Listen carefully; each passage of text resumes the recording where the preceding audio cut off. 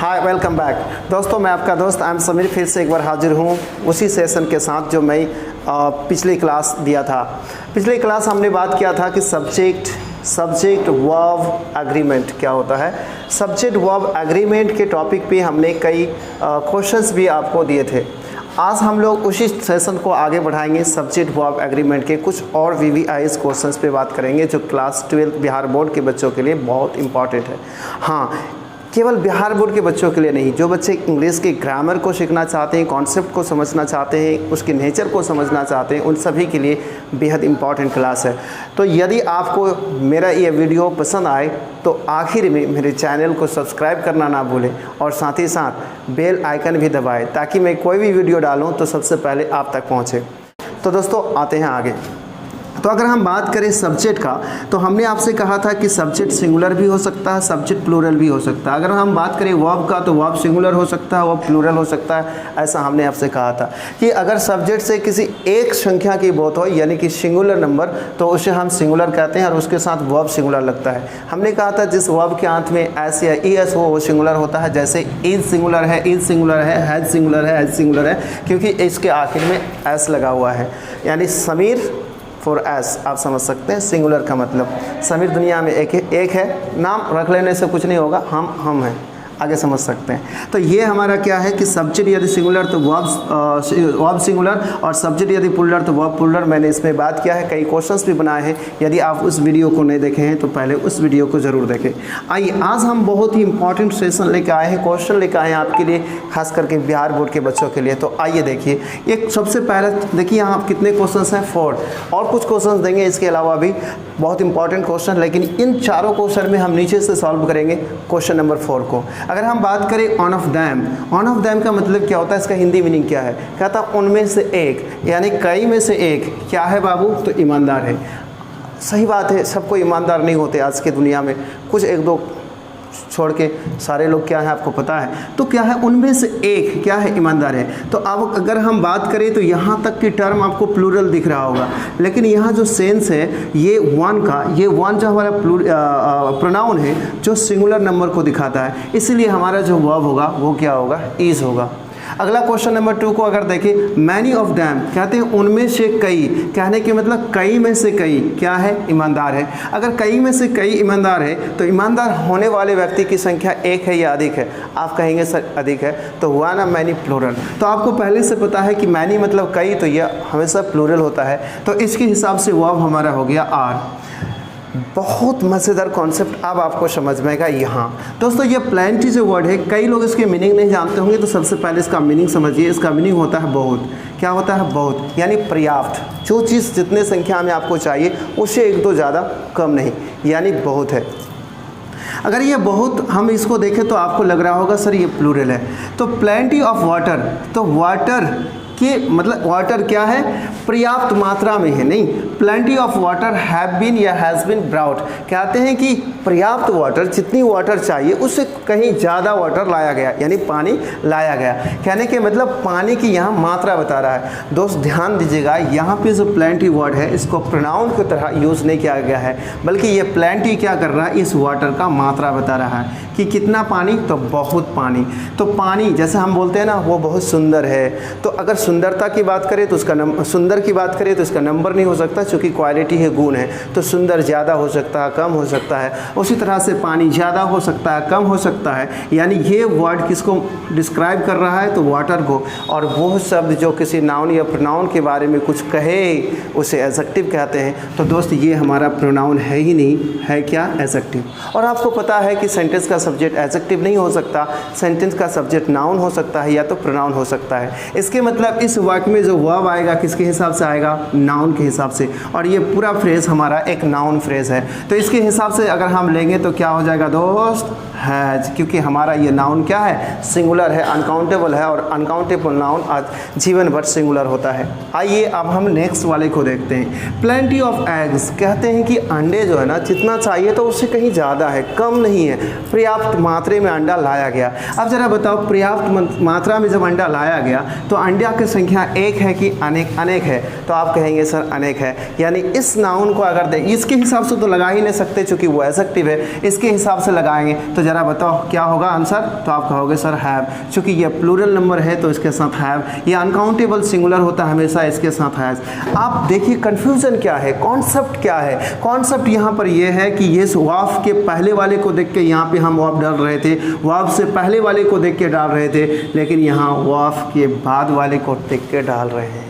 यही कॉन्सेप्ट को समझो। ऐसा क्यों हुआ ज़रा बताना। ऐसा इसलिए हुआ क्योंकि ये प्रोनाउन था और हमने आपसे पहले ही कहा कि हमेशा ऑफ के पहले वाले के हिसाब से वर्ब होगा, तो शर्त होना चाहिए कि वो नाउन या प्रोनाउन हो। तो ये प्रोनाउन था इसलिए इसके हिसाब से हो गया, और ये है एडजेक्टिव, ये तो इसका मात्रा बताता है। तो एक नाउन फ्रेज़ है, तो हम पूरा फ्रेज़ को जब देखेंगे तो फ्रेज़ हमारा सिंगुलर अनकाउंटेबल आ रहा है, इसलिए हैज़ हुआ। यहाँ पर हमारा प्लूरल काउंटेबल आ रहा है, इसीलिए क्या हो गया, हैव हो गया। मेरे ख्याल से आप इस कॉन्सेप्ट को समझ चुके हैं दोस्तों। इससे भी एक मज़ेदार और उससे ज़्यादा मज़ेदार लास्ट में होगा, ध्यान दीजिएगा। इसको मिटा दें हम, अगर आप कहें तो। चलिए इसको हम मिटा रहे हैं, इसके बाद वाले कॉन्सेप्ट को देखिए, इसके बाद वाले कॉन्सेप्ट को देखिए और समझने के प्रयास कीजिए। अक्सर लोग जब अंग्रेज़ी बोलते हैं तो कई लोग मिस्टेक कर जाते हैं, गलत बोल जाते हैं। कैसे, ध्यान दीजिएगा। अगर मैं आपसे कहूँ एवरीवन, क्या कहूँ? अगर मैं आपसे कहूँ एवरीवन, क्या कहूँ? एवरीवन। और एवरीवन के बाद में कहूँ नो, क्या कहूँ? नो। या कह दूँ नोज, दो ऑप्शन दे दूँ, और अगला कह दूँ मी। यानी हमने कहा एवरीवन नो, और सॉरी दोनों सेम हो गया है, यहाँ इस लगाते हैं। एवरीवन नो नोज मी, यानी हर कोई मुझे जानता है, ऐसा हम कहना चाहते हैं। ज़रा बताना इसके साथ कौन सा वर्ब होगा। तो ये हमारा प्लूरल वर्ब है, ये हमारा सिंगुलर वर्ब है, ये पहले हम आपको क्लियर कर देते हैं। अब ज़रा बताना कौन सा आपके पास जो सब्जेक्ट है वो क्या है, सिंगुलर या प्लूरल, क्या बता सकते हैं? अधिकतर बच्चा कहेंगे कि ये प्लूरल है, लेकिन है क्या, सिंगुलर। तो आप अगर इसको प्लूरल मान लिए तो क्या कहिएगा, नो। अगर आप इसको सिंगुलर मान लिए तो क्या कहिएगा, नॉज। इसके मतलब ये हुआ कि सब्जेक्ट के नंबर को पकड़ना बेहद इंपॉर्टेंट है, और उसको पकड़ने के लिए कोई ट्रिक हो तो उसको जानना इंपॉर्टेंट है। तो आइए इस एक ट्रिक को देते हैं और बाद में इस क्वेश्चन को आप खुद सॉल्व करेंगे। तो वो ट्रिक क्या है, समझने की प्रयास कीजिएगा। इससे इंडेफिनिट प्रोनाउन को लेकर एक कॉन्सेप्ट है, उसे समझिएगा। एक शब्द हमने लिया सम, बोलो ज़रा क्या है, सम बोलो। अगला शब्द है हमारा क्या है, एवरी, और अगला शब्द हमारा एनी, और अगला शब्द है हमारा नो, सॉरी नो, क्या है, नो। यहाँ पे एक शब्द हमने लिया वन, यहाँ पे एक शब्द हमने लिया बॉडी, यहाँ पे एक शब्द हमने लिया थिंग, यहाँ पे एक शब्द हमने लिया वेयर। ये हमारे पास 4 वर्ड्स हैं। अब देखिएगा, अगर वन को हम वेयर से जोड़े तो क्या होगा, एवरीवेयर। अगर सॉरी सम को अगर वेयर से जोड़े तो क्या होगा, समवेयर। अगर सम को हम थिंग से जोड़े तो क्या हो जाएगा, समथिंग। सम को अगर हम बॉडी से जोड़े तो क्या होगा, समबडी। सम को अगर वन से जोड़े तो क्या हो जाएगा, समवन। अगर एवरी को वन से जोड़े तो क्या हो जाएगा, एवरीवन। अगर एवरी को बॉडी से जोड़े तो क्या हो जाएगा, एवरीबॉडी। अगर एवरी को थिंग से जोड़े तो क्या हो जाएगा, एवरीथिंग। अगर एवरी को वेयर से जोड़े तो क्या हो जाएगा, एवरीवेयर। उसी तरह से एनी को अगर ऑन से जोड़े तो क्या हो जाएगा, एनीवन। अगर एनी को बॉडी से जोड़े तो क्या हो जाएगा, एनी बॉडी। अगर एनी को थिंग से जोड़े तो क्या हो जाएगा, एनीथिंग। और उसी तरह से एनी को वेयर से जोड़े तो क्या हो जाएगा, एनीवेयर। उसी तरह से नो को वन से जोड़े तो क्या हो जाएगा, नो वन। नो को बॉडी से जोड़े तो क्या हो जाएगा, नो बॉडी। इसको अगर हम जोड़ दे थिंग से तो क्या हो जाएगा, नथिंग। अगर इसी को जोड़ दे तो क्या हो जाएगा, नो वेयर। तो दोस्तों ये वाले जो है वेयर वाले, ये हमारे क्या है, इससे पहले समझिए। ये जो वेयर है इसे हम कहते हैं एडवर्ब। क्या कहते हैं, एडवर्ब्स ऑफ प्लेस। ये एडवर्ब्स ऑफ प्लेस है, किसी स्थान को दिखाता है, किसी जगह को दिखाता है। समवेयर मीन्स कहीं, एवरीवेयर मीन्स हर जगह, एनीवेयर मतलब कहीं भी, नोवेयर कहीं नहीं। ये एडवर्ब्स ऑफ प्लेस है, किसी स्थान को दिखाता है। बोलो ध्यान से समझना, इट कांट, बोलो मेरे साथ, इट कांट बी यूज्ड। लिख लो दोस्तों, it can't be used, it can't be used as a subject of the sentence. इसका प्रयोग नहीं कर सकते हम किसके रूप में नहीं कर सकते, सेंटेंस के सब्जेक्ट के रूप में नहीं कर सकते, क्योंकि सब्जेक्ट कौन बन सकता है, नाउन या प्रोनाउन। इसको छोड़कर ये तीनों जो है ना दोस्त, ये प्रोनाउन है। क्या है, ये प्रोनाउंस है। जब ये प्रोनाउंस है, बोलो ज़रा, जब ये प्रोनाउंस है तो सब्जेक्ट हो सकता है कि नहीं, तो हाँ हो सकता है। तो ये हमारे प्रोनाउंस है और ये सब्जेक्ट के रूप में हो सकते हैं। ये क्या होते हैं नंबर में, तो ऑलवेज सिंगुलर। क्या होते हैं, सिंगुलर। तो ज़रा बताना इसके इसके साथ वर्ब क्या आएगा तो आप कहिएगा सर सिंगुलर। जब सब्जेक्ट सिंगुलर होता है तो वर्ब क्या आएगा सिंगुलर। इसके साथ अगर पर्सनल प्रोनाउन हम मांगे तो क्या हो जाएगा पर्सनल, बोलो ज़रा। पर्सनल प्रोनाउन अगर ले तो क्या हो जाएगा इन सभी के साथ या तो ही या तो इट, क्या हो जाएगा इट। यानी कि सम, एवरी और एनी के साथ या नो के साथ, जैसे सम ऑन है, समबॉडी है, समथिंग जब आ जाएगा कोई वस्तु वाला, थिंग के साथ जो मिलके आएगा वो इट लेगा, और उसके बाद बॉडी और ऑन के साथ जो आएगा वो क्या लेगा ही लेगा। आप बोलिएगा सर सी क्यों नहीं, ग्रामरियन ने थोड़ा मिस्टेक किया, यानी शी को थोड़ा कम से मान दिया, कहा कि बाहर का सारा काम ही करेगा, तो बाहर के सारे काम ही को ही करने दो। लेकिन हाँ पहले से अगर ये डिक्लेयर्ड हो कि कोई लड़की है, कोई लेडी है, कोई फीमेल है, तो आप उसके लिए सी लगा सकते हैं और ना पर्सनल प्रोनाउन ही लेना है। अब इससे रिलेटेड आप देखिए पहला क्वेश्चन, इससे जस्ट पहले हमने एक क्वेश्चन लिखा था एवरीवन नोज मी। अब ज़रा बताना क्या होगा नो या नोज, तो आप कहेंगे एवरीवन नोज मी, क्योंकि एवरीवन सिंगुलर सब्जेक्ट हुआ ना सिंगुलर, तो इसके साथ वर्ब कैसा आएगा सिंगुलर, दैट्स इट। दोबारा उसको लिखने की आवश्यकता नहीं, मेरे ख्याल से आप समझ चुके हैं। अब आइए इससे भी बहुत इंपॉर्टेंट क्वेश्चन एक देने वाले हैं 2023 में, लिख लो कॉपी में, VVI एग्ज़ाम में पूछेगा ही पूछेगा। देखिए वो क्वेश्चन कौन सा है, मिटा दो उसको दोस्त, मिटा देता हूँ। तो देखिए आप को मैंने सब्जेक्ट वर्ब एग्रीमेंट से रिलेटेड जो कॉन्सेप्ट हैं वो दे रहे हैं, और मेरे ख्याल से आप एंजॉय भी कर रहे होंगे। तो आइए ऑनलाइन क्लास बहुत जल्दी आपको हम आगे देखिए क्या कह रहे हैं। नेक्स्ट देखिए क्या कहना चाहते हैं, क्वेश्चन है, और ये क्वेश्चन को थोड़ा सा हम चेंज करके पूछेंगे, थोड़ा ठीक है चेंज करके पूछेंगे, आप ध्यान दीजिएगा। Choose the correct sentence. हम यहाँ पे 4 सेंटेंसेस लिखेंगे, उनमें से कोई एक सेंटेंस सही होगा, 3 सेंटेंस गलत होगा। आप थोड़ा पहचान के बताइएगा कि कौन सा होगा। पहला है दोस्त रीच, रीच मत कहो, पुअर कहो। क्या कहो, पुअर इज़ ऑनेस्ट। क्या कहा हमने, पुअर इज़ ऑनेस्ट। दूसरा जो हमारा बी में है वो है poors, poors are honest, poors are honest. अगर मैं तीसरा कहूँ सी नंबर में, तो यहाँ पे है द पुअर, बोलिए ज़रा, द पुअर आर ऑनेस्ट। अगर मैं सी नंबर में दूँ तो क्या हो जाएगा, यहाँ पे हो जाएगा द